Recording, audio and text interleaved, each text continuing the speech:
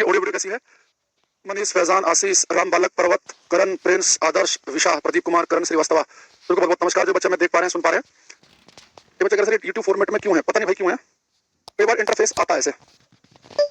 चलो, दिवाकर, मनीष, अनुप, अनंत, मनीषा, अजय, बहुत सारे बच्चे हमारे जुड़ रहे हैं। तो एक बार मुझे बताएंगे ऑडियो वीडियो कैसी है कि हम आज का कार्यक्रम शुरू कर दें, ठीक है। और भाई जो यहाँ पे इधर नाम आ रहा है वही नाम पढ़ेंगे। अब आपने किस नाम से आईडी बनाई है, क्या इस साइड में लिखने की जरूरत नहीं है। चलो आज हम शुरू करें बेटा। जैसे मैंने आपको कल बताया था कि हम शुरुआत करेंगे ऑप्टिक्स से, ठीक है। ऑप्टिक्स आसान चैप्टर है। सबसे अच्छी बात यह इसकी कि बड़े आराम से आपको समझ में आएगा, हर चीज आप इसमें फील कर पाओगे। बहुत ज्यादा दिमाग लगाने की जरूरत नहीं है इसमें। प्रकाशिकी और जीरो से हम स्टार्ट करेंगे इसका लेवल, ठीक है। बिल्कुल जीरो टू हीरो वाला काम इसमें होगा, ठीक है। परफेक्ट साउंड एंड वीडियो, ठीक है देवराज जी। अब आप देखना, ये बेटा जो ऑप्टिक्स है, प्रकाशिकी, इसका मतलब समझो पहले क्या है। ऑप्टिक्स का मतलब होता है study of light. Study of light, प्रकाश का अध्ययन। प्रकाश का अध्ययन यानी इसके नाम से आप समझ गए होंगे इस ऑप्टिक्स चैप्टर के अंदर, पूरे चैप्टर के अंदर, ठीक है। अब भाई टाइमिंग क्लास का ही रहेगा, कोई बच्चा कमेंट ना करे बार बार। क्लास की टाइमिंग यही हमारे पास 8 से 9, दूसरी टाइमिंग अवेलेबल है ही नहीं, ठीक है। तो इसी टाइमिंग में क्लास होगी। तो मेरा आपसे अनुरोध है कि आप एक बार कमेंट बाजी बंद कर दें, बिल्कुल। अब देखो बेटा जो ऑप्टिक्स है, मैंने कहा कि इसका मतलब स्टडी ऑफ लाइट, प्रकाश का अध्ययन, यानी कि इस पूरे चैप्टर के अंदर हम लाइट की प्रकाश की बात कर रहे होंगे।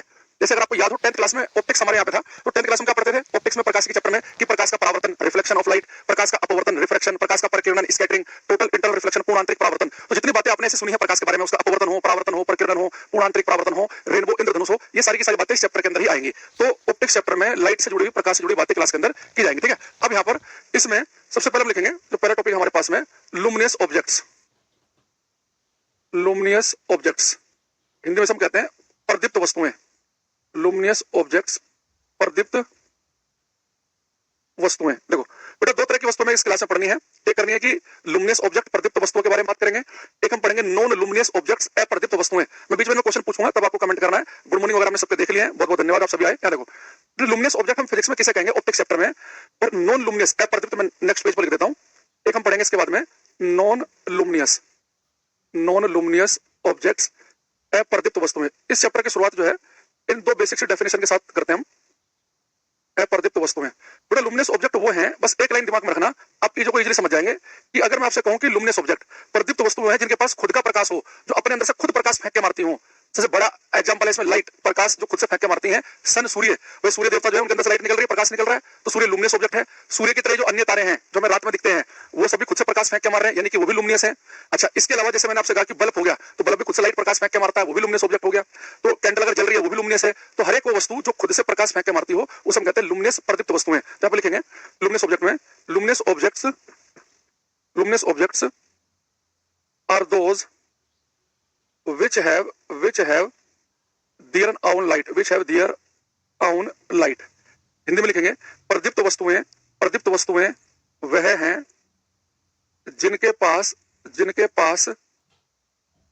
स्वयं का प्रकाश होता है। प्रदीप्त वस्तुएं वह हैं जिनके पास स्वयं का प्रकाश होता है। इसके फेमस एग्जांपल लिखते हैं हम, बाकी एग्जांपल मैं आपसे पूछूंगा थोड़ी देर में। एक है सन, लिख लो सूर्य। सूर्य के अलावा जो अन्य तारे हैं, अदर स्टार्स। बेटा अन्य तारे में इसलिए लिख रहा हूं क्योंकि सूर्य भी एक तारा ही है, लेकिन सूर्य हमारे नजदीक का तारा है, इसलिए हमें बड़ा दिखता है। तो सूर्य हो गया। सूर्य के अलावा जो अन्य तारे जो रात में दिखते हैं, इसके अलावा जलता हुआ बल्ब हो, ट्यूबलाइट हो, जलती हुई कैंडल हो, ये सब किसके अंदर आएंगे, लुमिनियस ऑब्जेक्ट में। यानी कि आपको एक ही बात याद रखनी है कि जिनके पास खुद का प्रकाश है, जो अपने अंदर से प्रकाश को, लाइट को फेंक कर मारे, वो लुमिनियस ऑब्जेक्ट में आएंगे। अच्छा, नॉन लुमिनियस कौन होंगे बेटा, नॉन लुमिनियस ऑब्जेक्ट वो है जिनके पास खुद का प्रकाश नहीं है। खुद का प्रकाश नहीं है, ये क्या करते हैं, जैसे मान लो कि बल्ब पे सूर्य से प्रकाश आया, जैसे हमारे घर की दीवार है, तो बल्ब पर सूर्य का प्रकाश जैसे दीवार पर टक्कर मारेगा तो दीवार उस प्रकाश को परावर्तित कर देगी। तो दीवार पे प्रकाश परावर्तित होकर हमारी आंख में घुसा तो हमें दीवार दिख रही है।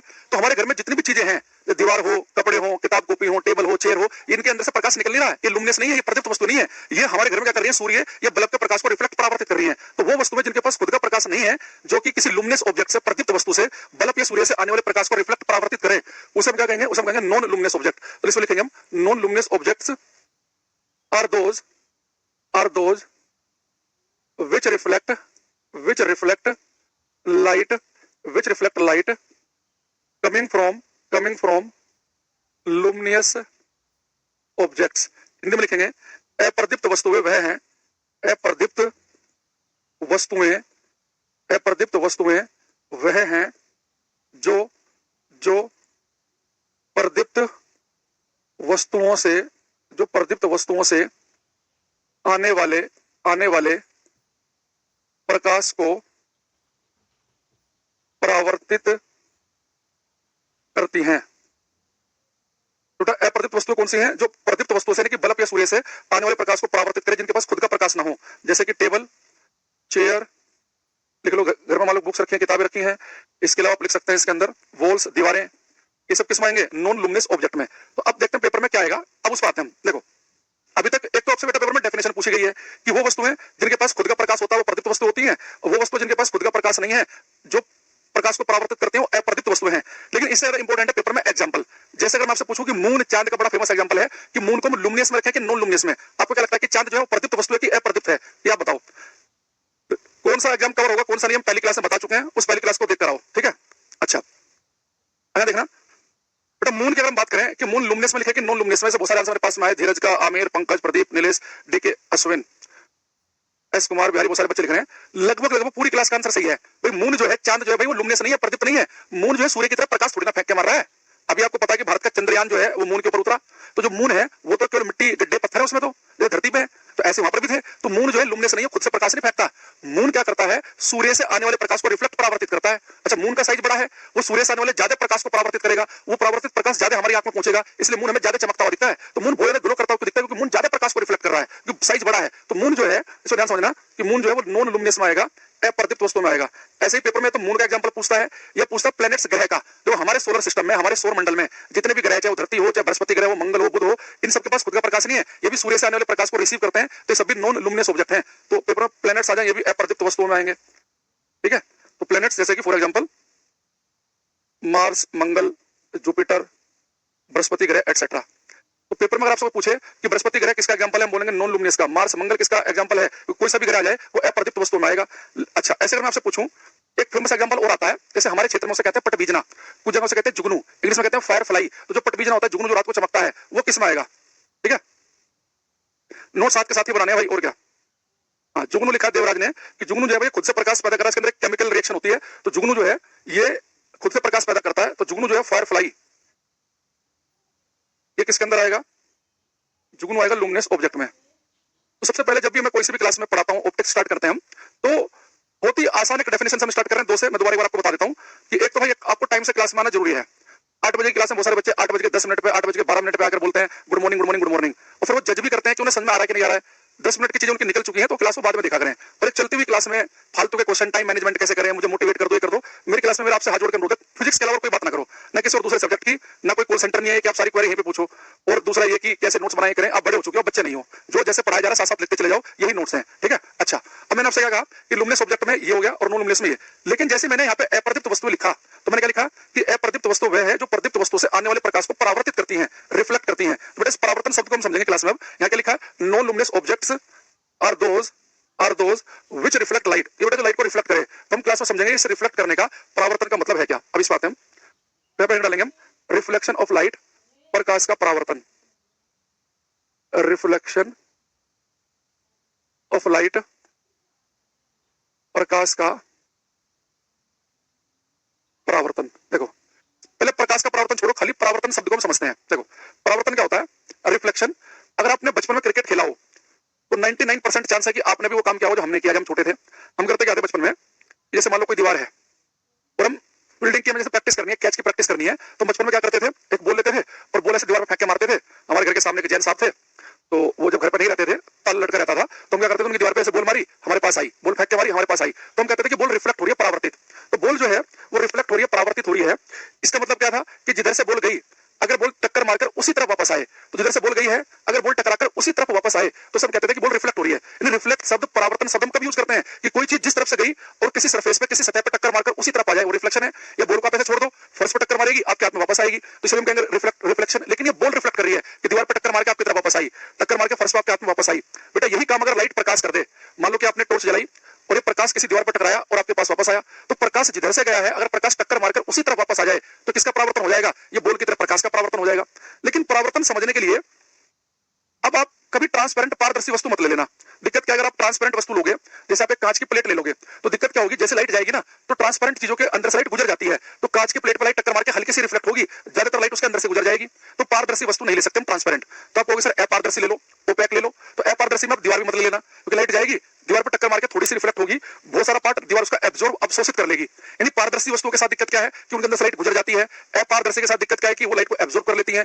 तो मुझे ऐसा एग्जांपल चाहिए कि जहां पर लाइट टक्कर मार के लगभग सारी की सारी वापस आ जाए, ना तो अंदर से गुजरे और ना ही एब्जॉर्ब हो। तो इसका बड़ा अच्छा एग्जांपल हमारे पास में होता है मिरर, दर्पण। देखो अभी मैं क्लास में शुरुआत करूंगा प्लेन मिरर, समतल दर्पण से। ये बेटा प्लेन मिरर है, ये मिरर वो है जो हमारे घर में लगा है, जिसके सामने आप सुबह खड़े होकर आपने ब्रश किया होगा, ये ड्रेसिंग टेबल में लगा है। ये प्लेन मिरर समतल दर्पण कैसे बनाते हैं, एक कांच की प्लेट लेंगे और उससे पीछे सिल्वर की पॉलिशिंग कर देंगे।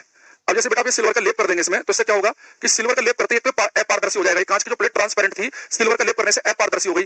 दूसरी खास बात क्या होती है सिल्वर की कि सिल्वर बहुत ही अच्छा परावर्तक, बहुत ही अच्छा रिफ्लेक्टर है।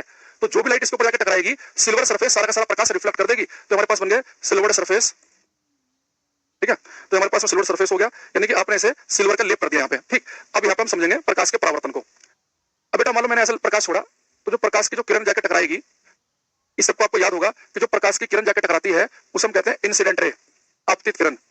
ये हमारे लिए कहलाएगी इंसिडेंट रे, आपतित किरण।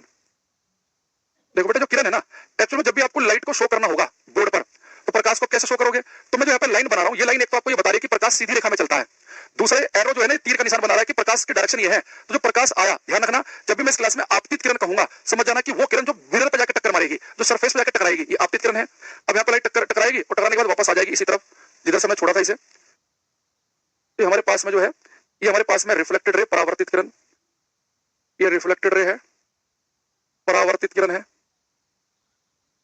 परावर्तित किरण, ये आपतित किरण, ये परावर्तित किरण। जिस पॉइंट पर आके लाइट टकराती है बेटा उसे हम कहते हैं point of incidence, point of incidence, आपतन बिंदु, जब आके प्रकाश टकराएगा। अगर जहां पे लाइट आके टकरा रही है, यहाँ पे मैं आपके सामने काल्पनिक रेखा खींचूंगा, इमेजिनरी लाइन, जो डॉटेड आपको दिख रही है बेटा, जो लाइन है डॉटेड, ये जो लाइन है, ये अगर आप बड़े ध्यान से देखो, ये लाइन जो है मिरर के साथ में कितना एंगल बना रही है, 90 डिग्री का। तो वो लाइन जो मिरर के साथ में 90 डिग्री का एंगल बनाए उसे हम कहते हैं नॉर्मल, उसे हम कहते हैं अभिलंब। ये है नॉर्मल, अभिलंब। अब सब बच्चे बड़े ध्यान से देखना, ये जो इंसिडेंट है, इस इंसिडेंट का आई उठाओ, ये इंसिडेंट रे नॉर्मल से जो एंगल बनाएगी वो क्या होगा, हमारा आई। ये रिफ्लेक्टेड रे का आर उठाओ, ये रिफ्लेक्टेड रे नॉर्मल से जो एंगल बनाएगी उसे क्या कहेंगे, आर। तो ये आई, ये हमारे पास में क्या हुआ, आर। अब बहुत सारे बच्चों के साथ देखो दिक्कत क्या है, जिन्होंने साइंस आती भी है, जिन्होंने 10th के बाद भी साइंस पढ़ी है, वो पेपर में क्या करते हैं, जैसे ही एंगल मिलेगा वो हमेशा आई मान लेते हैं। ध्यान समझना, आई पता क्या है, आई वो एंगल है जो आपतित किरण अभिलंब के साथ बना रही है। तो इंसिडेंट रे नॉर्मल के साथ आपतित किरण अभिलंब के साथ जो एंगल बनाएगी वो आई है। पेपर में क्या करेगा, पेपर में आपको कंफ्यूज करेगा, पेपर में आपसे बोलेगा कि आपतित किरण ने दर्पण के साथ में 20 डिग्री का एंगल बनाया। तो बहुत सारे बच्चे पेपर में गलतियां करते हैं, वो कहेगा कि आपतित किरण दर्पण के साथ 20 डिग्री का एंगल बना रही है, और बच्चे आई की वैल्यू को 20 मान लेते हैं। बेटा आई की वैल्यू 20 थोड़ी ना है। तो एक चीज बताओ, अगर प्रकाश की किरण ने दर्पण से 20 डिग्री का एंगल बनाया 20 का, तो आई की वैल्यू तो 70 डिग्री आएगी। तो आपको बड़े ध्यान से पढ़ना है कि उसने एंगल दिया किसके साथ में है। तो अगर वो कहे कि आपतित किरण ने दर्पण के साथ 30 डिग्री का एंगल बनाया, तो आई की वैल्यू 60 है। वो कहे कि आपतित किरण ने अभिलंब के साथ 30 डिग्री का एंगल बनाया, तो आई की वैल्यू 30 कहलाएगी। दूसरी चीज, ये मेरे पास में ये बेटा जो इंसिडेंट रे है आपतित किरण, ये जो नॉर्मल के साथ एंगल बनाती है तो होता है आई, लेकिन ये आपतित किरण जो दर्पण के साथ एंगल बनाती है उसे हम कहते हैं जी। ऐसे ही परावर्तित किरण भी दर्पण के साथ में जो एंगल बनाएगी उसे हम कहते हैं जी। अब इनका आई आर जी का मैं नाम लिख देता हूं। आई को हम कहते हैं एंगल ऑफ इंसिडेंस, इसे हम कहते हैं आपतन कोण, आई को। आर को बेटा हम कहते हैं एंगल ऑफ रिफ्लेक्शन, परावर्तन कोण, और जी को हम कहते हैं glancing angle, glancing angle, Hindi में हम कहते हैं छूता हुआ कोण, छूता हुआ कोण। अब मैं अगले क्वेश्चन पूछूंगा, उम्मीद कर रहा हूं कि पूरी क्लास इसका आंसर 1 से 3 सेकंड के अंदर बता देगी। अगर आपसे मैं कहूं कि एंगल आई और एंगल जी का सम कितना होगा, आपतन कोण आई और छूते हुए कोण जी का योग कितना है, तब क्या बताएंगे? लालू यादव जी ने को सही आंसर दिया, हमें निलेश ने भी, आमिर खान, गौरव, प्रदीप, ऋत्विक, सुनील, गुड्डू, देवराज, विशा, बहुत सुंदर। देखो ये भाई आपको तो साफ साफ दिख रहा है, ये जो अभिलंब है ये दर्पण के साथ में 90 डिग्री का एंगल बनाता है, यहां से तक एंगल 90 है, तो ये आई और जी का जो योग होगा वो 90 डिग्री होगा, ठीक है। तो आई प्लस जी ये कितना बनेगा, 90 डिग्री। तो आपतन कोण और ग्लांसिंग कोण का सम जो होगा 90 डिग्री, ठीक है। अच्छा दूसरी चीज एक और देखना यहाँ पे, ये जो आर और जी है, अगर मैं इनका देखूं आर और जी, इनका योग भी कितना है, 90 डिग्री। तो परावर्तन कोण और ग्लांसिंग कोण का योग पूछेगा तो भी कितना बताएंगे हम, 90 डिग्री बताएंगे। अगर मान लो कि बहुत सारे बच्चों को तो पता ही नहीं होता कि जो आपतित किरण ये जो दर्पण से एंगल बनाती है इसे हम ग्लांसिंग एंगल कहते हैं, उन्हें पता ही नहीं है, तो इसलिए वो फंस जाते हैं कि पेपर में क्या पूछ लिया। तो आपतन कोण और ग्लांसिंग एंगल का सम 90 डिग्री है, ऐसे ही परावर्तन कोण और ये छूता हुआ कोण इसका सम भी कितना बनेगा, 90 डिग्री। तो आई प्लस जी पूछे चाहे आर प्लस जी पूछे, दोनों क्या बनेगा, 90 डिग्री। अब एक क्वेश्चन मैं आपसे पूछ रहा हूं, आपको इसमें दो चीजें बतानी है, बड़ा सिंपल सा क्वेश्चन रहेगा, पहले हिंदी में लिख देता हूं फिर इंग्लिश में। यदि आपतित किरण यदि आपतित किरण समतल सतह के साथ, यदि आपतित किरण समतल दर्पण समतल दर्पण के साथ 12 डिग्री का कोण बनाती है तो पहला बेटा आपको बताना है कि आपको बताना है कि आपतन कोण का मान क्या होगा। एक आपको बताना है कि छूते हुए कोण का मान क्या होगा, छूता हुआ कोण। इंग्लिश में लिखेंगे। अब क्वेश्चन है, इफ इंसिडेंट रे makes an angle 12 degree with the plane mirror बेटा आपको बताना है कि आपतन कोण यानी कि एंगल ऑफ इंसिडेंस क्या है। एक आपको बताना है कि ग्लांसिंग एंगल क्या होगा। एक ही कमेंट में कोमा लगा के दोनों का आंसर लिखेंगे। अच्छा, अब देखना यहाँ पे उसने कहा कि आपतित किरण समतल दर्पण के साथ 12 डिग्री का कोण बनाती है। तो जैसे पेपर में आपको एंगल दिखे, angle if incident ray makes an angle 12 degree with the plane mirror, तो जैसे आप एंगल देखो तो आपके दिमाग में एक बात आनी चाहिए कि एंगल तो दो लाइनों के बीच में होता है। तो ये एंगल जो 12 डिग्री का वो किस किस के बीच में दिया है। उसने कहा कि यदि आपतित किरण समतल दर्पण के साथ, तो बेटा ये हमारे पास समतल दर्पण है, प्लेन मिरर, और आपतित किरण कौन सी होती है जो आके टक्कर मारे, ये आपतित किरण है, इंसिडेंट रे है। अब देखो 12 डिग्री का एंगल किसके बीच में है, इंसिडेंट रे जो आई यानी कि आपतित किरण makes an angle 12 degree with the plane mirror, यानी जो 12 डिग्री का एंगल है ये प्लेन मिरर के साथ में बना है। और आपको पता है कि जो प्लेन मिरर के साथ में एंगल बनता है, अगर आप यहाँ जाओ अपने बेसिक पे कि प्लेन मिरर के साथ में जो एंगल बनता है वो तो ग्लांसिंग एंगल होता है, यानी ग्लांसिंग एंगल की जो वैल्यू है वो तो 12 डिग्री हो गई। ठीक। अच्छा, एक हमारे से उसने पूछा था कि आपतन कोण, तो ग्लांसिंग एंगल तो 12 डिग्री हो गया। ठीक। एक हमारे से पूछा था उसने आपतन कोण एंगल ऑफ इंसिडेंस, तो इंसिडेंट रे नॉर्मल के साथ में जो एंगल बनाती है होता है आई। तो ये 12 डिग्री का तो 90 डिग्री, ये कितना का 90 में से 12 जाएगा तो आई की वैल्यू आएगी हमारी 78 डिग्री। तो यानी आपका आंसर होना चाहिए था 78 डिग्री, 12 डिग्री, यानी जो 78 डिग्री आपने बताया है वो आपका होना चाहिए था आपतन कोण आई की वैल्यू 78, और जो आपने 12 बताया वो होना चाहिए था जी की वैल्यू।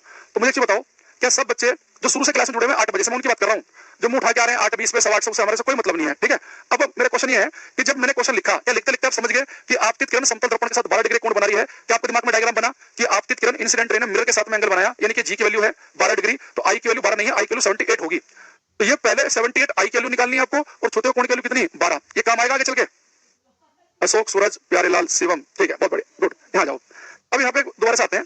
तो 10th क्लास में आपको सारी बातें दिमाग में आ रही होंगी कि 10th क्लास में टीचर ने बताया था कि प्रकाशीय किरण आके टकराएगी वो आपतित किरण है, टकरा के जाएगी वो परावर्तित किरण रिफ्लेक्टेड रे है, इंसिडेंट रे ने नॉर्मल से एंगल बनाया आई, रिफ्लेक्टेड रे नॉर्मल से एंगल बनाएगी आर। लेकिन ये जो मिरर से एंगल बनाती है उसे हम ग्लांसिंग एंगल, छूता हुआ कोण कहते हैं। तो इनका योग भी 90 डिग्री बनेगा, इनका योग भी 90 डिग्री बनेगा। ठीक है। अच्छा, अब यहाँ पर जो काम की चीज है उस बात हम फिर पीडीएफ से क्वेश्चन कराऊंगा मैं आपको। अब बिल्कुल बेसिक बातें चल रही है, बिल्कुल प्योर छोटे मोटे नन्हे मुन्ने बच्चों वाली, लॉज ऑफ रिफ्लेक्शन।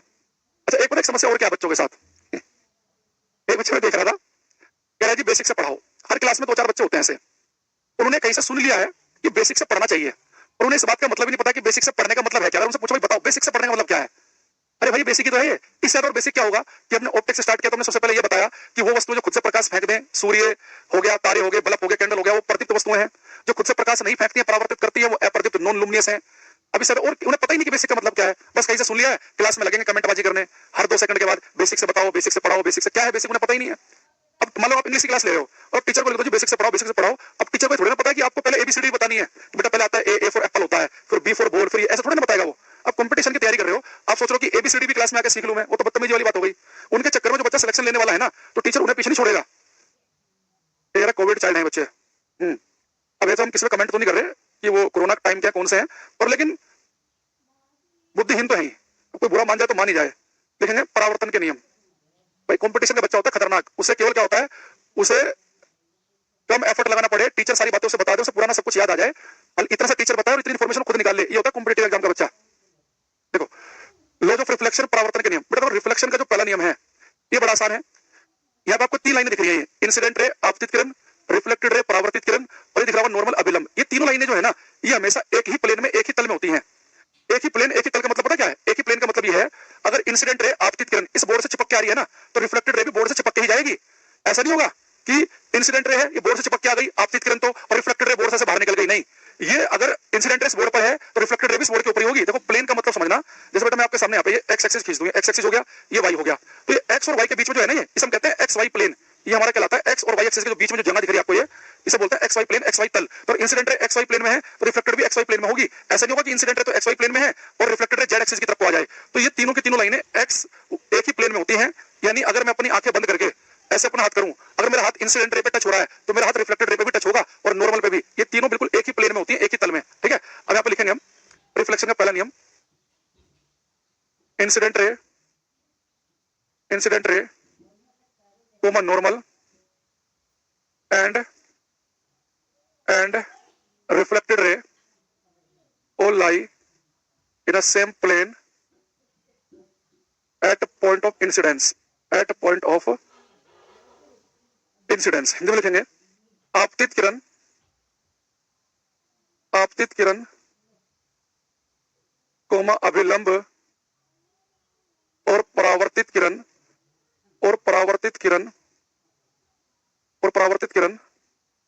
तीनों हमेशा आपतन बिंदु पर एक ही तल में होते हैं। बड़ा बड़ा ध्यान सुनना यहाँ पे, देखो ये जो आपतन बिंदु है, ये पॉइंट ऑफ इंसिडेंस, इस पॉइंट पर ये आपतित किरण, परावर्तित किरण और नॉर्मल अभिलंब तीनों हमेशा एक ही प्लेन में होते हैं। एक बार एसएससी के एक पेपर में क्वेश्चन आ गया था, उसने कहा क्वेश्चन में कि आपतित किरण, फिर खाली जगह छोड़ दी, आपतित किरण, खाली जगह और परावर्तित किरण तीनों एक ही तल में होते हैं। तो इस खाली जगह के अंदर हमें क्या भरना था? अभिलंब। यहाँ पे हमें क्या भरना था? नॉर्मल। तो कई बार इतना आसान क्वेश्चन भी आ जाता है कि incident ray, normal, reflected ray तीनों हमेशा एक ही तल में होते हैं, तो वहां पे कोई एक चीज खाली छोड़ देगा, वो आपको फिल करनी होगी। सेकंड जो बेटा इंपॉर्टेंट है, इसी के आसपास चैप्टर घूमेगा। अब रिफ्लेक्शन का जो सेकंड लॉ है, ये कहता है हमारे से कि जो आई और आर है, इनकी वैल्यू हमेशा बराबर होगी। यानी कि लाइट जो है नॉर्मल से जिस एंगल पर आएगी, लाइट नॉर्मल से उसी एंगल पर जाएगी। अगर आई की वैल्यू 3.5 है तो आर भी 3.5, ये 33.5 है तो 33.5, ये 12 है तो ये भी 12, ये 18 है तो ये भी 18। तो आई और आर का मान हमेशा होता है बराबर। तो सेकंड लिखेंगे angle of incidence is always equal to angle of reflection. Hindi में लिखेंगे आपतन कोण हमेशा परावर्तन कोण के बराबर होता है। आपतन कोण हमेशा परावर्तन कोण के बराबर होता है। यानी कि जो आई की जो वैल्यू है वो बेटा हमेशा आर के क्या होगी? बराबर। बेटा ये था बेसिक। अब इसके बाद सारे क्वेश्चन आपसे पूछूंगा, ठीक है। अब आपको सारे क्वेश्चन का आंसर आप देंगे। ये बेसिक ये होता है, जो बच्चा कहता है बेसिक से बताओ, ये बेसिक हो चुका है। अब इसके आधार पे आपसे क्वेश्चन पूछे जाएंगे 1 बाय 1। शुरुआत करेंगे बिल्कुल निहायत एक थके हुए क्वेश्चन से और धीरे धीरे हम इसमें लेवल बढ़ाएंगे। तो शुरुआत करेंगे एकदम जीरो के साथ में, ठीक है। चलो ये देखो, ये हमारे पास में एक क्वेश्चन आपसे पूछ रहा हूं। और कंपटीशन में क्वेश्चन आते कैसे हैं, ये 10th क्लास के हिसाब से नहीं पढ़ना, सब्जेक्टिव पेपर की तैयारी अलग होती है, इसकी अलग होती है। इसने कहा हमारे से पहले क्वेश्चन में, देखो क्वेश्चन का आंसर का तरीका क्या देने का, पहले क्वेश्चन का नंबर लिखेंगे 1, फिर उसके आगे लिखेंगे ABCD, जो भी आपको ठीक लग रहा है, बी से लग रहा तो बी लिख दो, ए से लग रहा तो ए लिख दो, डी लग रहा तो डी लिख दो, सी लग रहा तो सी, ऐसे लिखेंगे। कह रहा है कि परावर्तन कोण आपतन कोण के बराबर होता है। आपको सर ये तो पूछना ही नहीं चाहिए था आपको। अभी आपने बताया कि आपतन कोण परावर्तन कोण के बराबर होता है हमेशा, आई की वैल्यू हमेशा आर के क्या होती है? बराबर, ठीक है। अब देखो पेपर में जो आएगा ये आपको करना है, ये वाला क्वेश्चन। इसका आंसर मैं आपको देखना पसंद करूंगा, कौन बच्चा सही देगा। क्वेश्चन नंबर 2 ये वाला करो। निखिल, फैजान, आशीष, FH, निखिल, गोपाल, भूषण, ये वाला क्वेश्चन करो। ऐप अपडेट करने पर नहीं चल रहा है? अच्छा भाई। क्वेश्चन नंबर 2, ये क्वेश्चन का आंसर बहुत सारे बच्चों ने गलत कर दिया। यानी आप समझो कि कंपटीशन पास करना और थ्योरी करने में कितना फर्क है। आप लोग 10 सेकंड के अंदर बदल गए। जितने बच्चे इसका आंसर ए ऑप्शन लिख रहे हैं, यानी सोचो वो अपनी बात पर 10 सेकंड भी कायम नहीं रहे। अभी आप 6-7 सेकंड पहले मुझे क्या कह रहे थे कि sir angle I angle R के बराबर होता है हमेशा, आपतन कोण परावर्तन कोण के बराबर होता है हमेशा, ऑलवेज। बेटा हमेशा मतलब होता है हमेशा। एंगल आई एंगल आर के बराबर है, ये बात हर तरह के मिरर के लिए वैलिड है, हर तरह के लिए। तो अगर कभी प्रकाश परावर्तित होगा, वो कैसा भी मिरर हो, कैसा भी दर्पण हो, कैसे भी सरफेस हो, अगर लाइट रिफ्लेक्ट हो रही है तो रिफ्लेक्शन के नियम का पालन करेगी। एंगल आई एंगल आर के बराबर होगा। ये बात केवल प्लेन मिरर के लिए नहीं है, कोई सा भी मिरर हो सबके लिए वैलिड है ये। अब दिक्कत क्या है कि जब टीचर हमें 10th क्लास में पढ़ा रहे होते हैं तो शुरुआत वो प्लेन मिरर से करते हैं, तो हमारे दिमाग में कहीं बैठ जाता है कि आई आर के बराबर है प्लेन के लिए। भाई उसी चैप्टर में टीचर ने आगे अवतल उत्तल कनकेव कॉन्वेक्स मिरर पढ़ाए थे और वहां पर लाइट रिफ्लेक्ट परावर्तित हो रही थी, वहां पर भी तो टीचर ने angle I equal to angle R लगाया था। अब इस बात को मैं आपको देखो बताता हूं। जैसे मान लो कि अभी जब मैं आपको इसी चैप्टर में आगे चल के मैं अवतल उत्तल दर्पण भी पढ़ाऊंगा, कनकेव कॉन्वेक्स आगे चल के पढ़ेंगे, और मैं फिल्म भी हल्का से आइडिया देता हूं। ये बेटा मेरे पास में एक कनकेव मिरर है, अवतल दर्पण। जो अवतल उत्तल है ना, ये प्लेन नहीं होते बिल्कुल, ये कर्व सरफेस में होते हैं। ये मेरे पास में एक कनकेव मिरर अवतल दर्पण है। अभी मैं आपको दिखाऊंगा कि यहाँ पर भी एंगल आई एंगल आर के ही बराबर होता है। कोई सा भी दर्पण ले लो, उससे कोई फर्क नहीं पड़ेगा, हमेशा का मतलब है हमेशा, ठीक। ये बेटा जो दर्पण है, इसका जो मिड पॉइंट होता है, मध्य बिंदु, इसे हम कहते हैं पोल ध्रुव, ठीक। अभी मेरे पास बेटा मिरर है एक कर्व सरफेस में, तो कर्व सरफेस का एक सेंटर भी होता है, इसे मैं लिख रहा हूं सेंटर, ये इसका सेंटर हो गया C। अब देखो, अब मान लो बेटा मैंने इस मिरर के ऊपर एक प्रकाश की किरण डाल दी है, ये मान लो कि इंसिडेंट रे है, आपतित किरण। अब ये इंसिडेंट रे इस पर टकराने के बाद में कहां जाएगी, ये angle I equal to angle R ही डिसाइड करेगा। अब बड़ा ध्यान समझना। आप कहोगे सर अभी आपने हमें प्लेन मिरर बताया, तो प्लेन मिरर में क्या होता है कि जैसे आके लाइट आके टकराए तो जिस पॉइंट पे ये इंसिडेंट रे जो आएगी, ये प्लेन मिरर है, तो आपको सर जिस पॉइंट पे आके लाइट टकराएगी तो यहाँ पे नॉर्मल खींचना बड़ा आसान है। समतल दर्पण में प्लेन मिरर में सीधे आप एक लाइन खड़ी कर दो, ये लाइन 90 डिग्री का एंगल बना रही है, यानी कि नॉर्मल है। तो आपको सर प्लेन मिरर में तो नॉर्मल खींचना बड़ा आसान है, सीधी लाइन खड़ी कर दी, नॉर्मल बन गया। लेकिन कर्व मिरर में कैसे नॉर्मल बनाए, यहाँ पर और भी ज्यादा आसान है, और भी ज्यादा आसान। देखो कैसे, आप जब यहाँ मैथ पढ़ोगे तो मैथ में आपको टीचर पढ़ाएंगे कि आपके पास जैसे मान लो एक सर्कल है ये, और इस सर्कल पर एक टेंजेंट स्पर्श रेखा खींच लो। टेंजेंट वो लाइन है जो सर्कल को एक ही पॉइंट पे टच करे। ये हमारे पास बन गए एक टेंजेंट एक स्पर्श रेखा खींच दी। तो मैथ के टीचर आपको बताएंगे कि आप इस सर्कल के सेंटर से कोई भी लाइन अगर टेंजेंट पे डालेंगे तो 90 डिग्री का एंगल बनाएगी, यानी सेंटर से कोई भी लाइन अगर डालेंगे टेंजेंट पर स्पर्श रेखा पर 90 डिग्री का एंगल बनाती है, और जो 90 डिग्री का एंगल बनाती है उसे हम क्या कहते हैं, नॉर्मल। तो मेरा काम हो गया। तो कनकेव मिरर में, कॉन्वेक्स मिरर में सेंटर से पास करने वाली एक लाइन आगे बढ़ा दो तो 90 डिग्री का एंगल बनाएगी, उसे आप नॉर्मल कह दोगे। तो यानी कि ये लाइन जो है सेंटर से पास करने वाली कोई भी लाइन जहां पर प्रकाशीकरण टकरा रही है उसे मिला दो, तो सेंटर से पास करने वाली कोई भी लाइन जो होगी ये नॉर्मल की तरह काम करेगी। बस मेरा काम हो गया। हम सबको पता है कि लाइट जिस एंगल पर आएगी उसी एंगल पर जाएगी। तो अगर लाइट 20 डिग्री पर आई तो 20 पर ही जाएगी। तो बेटा अगर आने वाली रे इस तरफ है तो जाने वाली नॉर्मल किस तरफ होती है, तो आने वाली इस तरफ, तो जाने वाली होगी इस तरफ। तो यानी कि यहाँ पर लाइट अगर 20 डिग्री पर आई है तो 20 डिग्री पर ही जाएगी, तो जिस एंगल पर आई उसी एंगल पर ही जाएगी। तो कनकेव मिरर में भी देखो, ये इंसिडेंट रे जो है नॉर्मल से किस पर आई थी, 20 डिग्री पर, तो ये रिफ्लेक्टेड रे भी नॉर्मल से 20 डिग्री के एंगल पर ही जा रही है। बस यहाँ पे आपको साफ साफ दिख रहा है, यहाँ पे सीधे सीधे कि 20 पर आई तो 20 पर गई। बस यहाँ पे नॉर्मल ऐसे रहेगा, तो लाइट नॉर्मल से जिस एंगल पर आई उसी एंगल पर ही गई है। तो एंगल आई एंगल आर के बराबर है, सब में सेम है। अच्छा दूसरी चीज, और बेटा जिस पॉइंट पे जाकर टच करेगी, जब मैं आपको अवतल दर्पण पढ़ाऊंगा तब बताऊंगा, ये पॉइंट होता है हमारा फोकस। यानी अगर बिल्कुल एक पैरेलल रे है कनकेव मिरर में तो मिरर पे टकराने के बाद वो फोकस से पास करती है। अभी मैं डिटेल में नहीं जा रहा हूं वरना आप कंफ्यूज हो जाओगे। जब अवतल उत्तल पढ़ाएंगे तब डिटेल में इसके बारे में बात करेंगे। अभी मेरा केवल आपसे ये उद्देश्य था जानना कि भाई आपने इसका आंसर डी क्यों नहीं लगाया। जब आप 10-20 सेकंड पहले बात बोल रहे हैं कि आई आर के बराबर है ऑलवेज, हमेशा, मैंने ये तो नहीं कहा कि स्पेशल कंडीशन में, मैंने ये तो नहीं कहा केवल इस दर्पण के लिए वैलिड है, मैंने कहा हमेशा। जब आप हमेशा देख रहे हो तो किसी भी तरह का दर्पण हो, किसी भी तरह की सतह हो, एंगल आई एंगल आर के हमेशा होगा बराबर। ठीक है, ओके। जल्दीबाजी में, जल्दीबाजी क्या करनी है, 1 सेकंड एक्स्ट्रा ले लो। चलो अब अगले बात है। एक क्वेश्चन आपको ये करना है, ये क्वेश्चन पिछले साल के ग्रुप डी के पेपर का क्वेश्चन है जो मैं आपसे पूछने वाला हूं अभी। अगर आपने गलत किया तो भाई साहब मुर्गा बनेगा तुम्हारा कम से कम 10 मिनट, और पिटाई अलग से होगी। ये वाला नहीं, ये वाला ले करो। बिल्कुल माफी की कोई गुंजाइश नहीं है, बक्सा नहीं जाएगा बिल्कुल भी, क्योंकि पूरा आपको कॉन्सेप्ट बता दिया, बेसिक बता दिया है। अब इस बच्चों को बचेगा बेसिक क्या होता है। करो ये, जो डी लगाया था अच्छी बात है, बहुत बढ़िया है। देवराज ने हमें आंसर दिया इस क्वेश्चन का, लालू यादव ने कर दिया गलत। अरे यादव जी पिटाई का काम कर दिया आपने, हमने कहा था जो गलत करेगा पिटेगा वो, परिणाम में आपने ऐसा रख लिया है कि कुछ कह भी नहीं सकते हम तुम्हें। देखो राम बालक, सूरज, आशीष, नीलेश, मनीष, गौरव, रानी, ललित, जगपाल यादव, कु, पंकज, सुषमा, यतन, पंकज, भूषण, आमिर, मोहम्मद सकलेन, वो सारे आंसर हमारे पास में आ रहे हैं।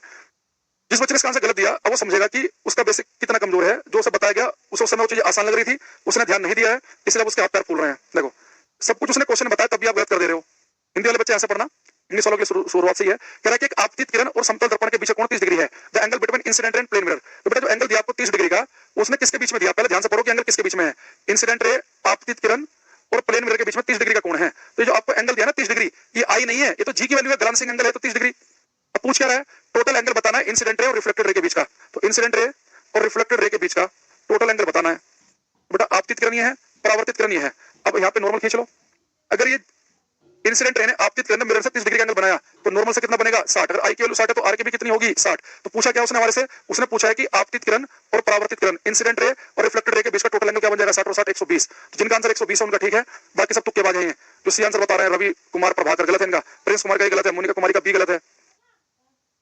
इस क्वेश्चन में आपको क्या नहीं दे रखा, कह रहा है कि आपतित किरण और समतल दर्पण के बीच कोण 30 डिग्री है। तो आपतित किरण और समतल दर्पण के बीच कोण 30 डिग्री, और मैंने कहा था कि एंगल देखते उसे आई मत माना करो, वो देखो किसके बीच में है। तो आपतित किरण और दर्पण के बीच में 30 डिग्री कोण है तो नॉर्मल से बनेगा 60, यानी कि आई की वैल्यू बेटा 60 डिग्री है। अगर आई 60 है तो आर भी होगा 60। अब इसने पूछा कि आपतित किरण और परावर्तित किरण के बीच कुल कोण, तो आपतित किरण ये है, परावर्तित के बीच कुल कोण कितना बनेगा 120 डिग्री।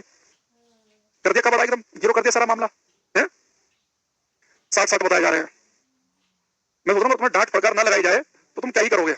इतना मामला सख्ती से लेने के बाद हालत है ये।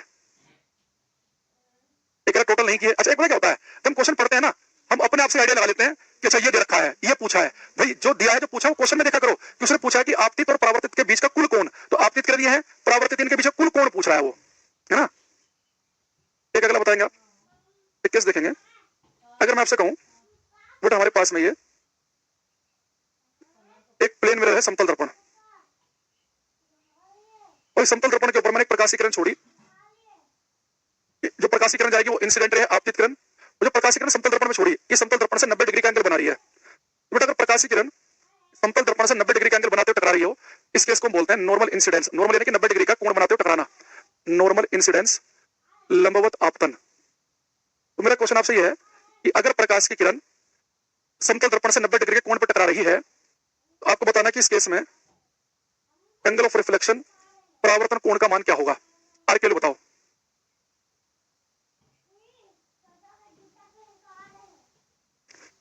जितने बच्चे इसका आंसर 90 डिग्री लिख रहे हैं, सूरज, तुषार जैसे, इन सबका गलत है।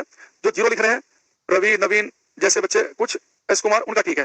बेटा आप फिर वही गलती कर रहे हो। आप अपने मन से क्यों आइडिया लगा रखे हो कि ये दे रखा है, गलती कर रहे हो। आप अप्लाई नहीं कर पा रहे हो। जितने बच्चे 90 लिख रहे हैं, जहां पर भी बैठे थप्पड़ लगाओ अपने गाल पे जोर से, आवाज आनी चाहिए घर वालों को। तो एक चीज बताओ, इसने कहा कि इंसिडेंट रे, प्रकाश की किरण दर्पण से 90 डिग्री कोण बना रही है। तो बेटा इंसिडेंट रे, प्रकाश की किरण, आपतित किरण दर्पण से जो एंगल बनाते हो तो जी होता है। यहाँ देखो, अगर आप कभी फंस जाओ, आपको क्लियर नहीं हो रहा है, तो अपने बेसिक स्ट्रक्चर बना लो। तो बेसिक स्ट्रक्चर तो आपको याद है ही, फटाफट से बना लो। ये इंसिडेंट रे है आपतित किरण, ये रिफ्लेक्टेड रे है परावर्तित किरण, ये नॉर्मल है अभिलंब। तो इंसिडेंट रे नॉर्मल से एंगल बनाएगी तो आई होगा, रिफ्लेक्टेड रे नॉर्मल से बनाएगी तो आर होगा। लेकिन मिरर से जो एंगल बनेगा, मिरर से इंसिडेंट रे, मिरर से जो एंगल बनाते हो तो ग्लांसिंग एंगल होता है। तो इंसिडेंट रे बेटा 90 डिग्री का एंगल किससे बना रही है, 90 डिग्री का एंगल बना रही है मिरर के साथ में। तो इंसिडेंट रे मिरर के साथ में, आपतित किरण दर्पण के साथ में जो एंगल बनाएगी वो तो जी होगा। तो ग्लांसिंग एंगल की वैल्यू 90 डिग्री है। अगर जी की वैल्यू 90 डिग्री है, तो आपको पता है कि आई की वैल्यू कितनी होगी, 0। और आई 0 तो 100% आर भी कितना होगा, 0। आर की वैल्यू 0 डिग्री होगी।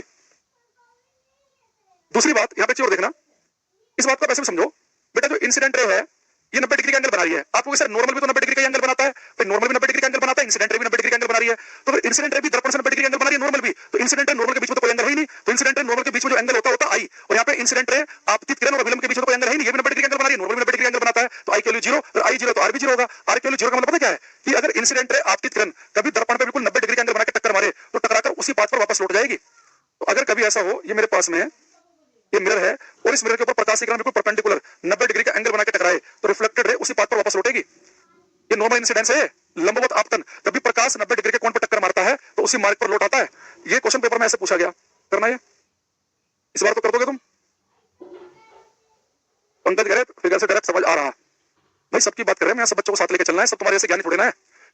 हिंदी में लिखा है वहां से, प्रकाश की किरण समतल दर्पण पर आपतित होती है जो दर्पण की सतह से 90 डिग्री। जैसे आपने देखा कि दर्पण की सतह से एंगल बन रहा है, दर्पण की सतह से, नॉर्मल अभिलंब के साथ नहीं, दर्पण की सतह से बनने वाला एंगल होता है ग्लांसिंग एंगल। तो 90 डिग्री है, तो आई की वैल्यू कितनी होगी, 0। तो आर की वैल्यू भी कितनी होगी, 0। तो आपसे वही पूछा उसने कि परावर्तन कोण का मान है कितना, 0। बहुत सारे बच्चे 90 डिग्री पे टिक लगा के आ जाते हैं, ठीक है। अच्छा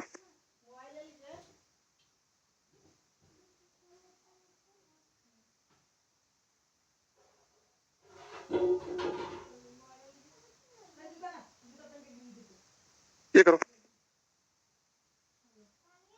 शिवांशु, गौतम, लालू जी, प्रकाश, प्रिंस, प्रियंका, आकाश, काजल, एग्जाम कब होगा मेरे से पहले आपको पता चल जाएगा। इसने कहा कि यदि अवतल दर्पण का आपतन कोण 30 डिग्री तो परावर्तन कोण, तो बेटा मैंने आपसे कहा था कि आपतन कोण एंगल ऑफ इंसिडेंस देखा 30 डिग्री, तो एंगल आई एंगल आर के बराबर होता है। जरूरी नहीं कि केवल समतल दर्पण के लिए, कोई सा भी दर्पण हो, ये अवतल दर्पण है तो भी यहाँ पर भी 30 डिग्री पे टिक लगाएंगे हम। चलो आज इस टॉपिक की पहली क्लास है तो ज्यादा ज्ञान नहीं दे रहे आपको, तो अगली क्लास में हम डिटेल में चीजें वो समझेंगे। अभी बहुत ही बेसिक बताया बेटा, बेसिक चल रहा भी है, जो बच्चा कह रहा था बेसिक, ठीक है। बाकी हम कल मिलेंगे सुबह 8 बजे। आप सभी को पता है कि क्लास हमारे आपके साथ में डेली रहेगी सुबह 8 से 9 के वाले स्लॉट के बीच में, मंडे टू फ्राइडे, ठीक है। आज लेते रहते हैं तो उत्कर्ष, राम बालक, निखिल, प्रिंस, ऋषभ, मोहम्मद, खालिद, निर्मित, कुमार, कबीर, प्रकाश,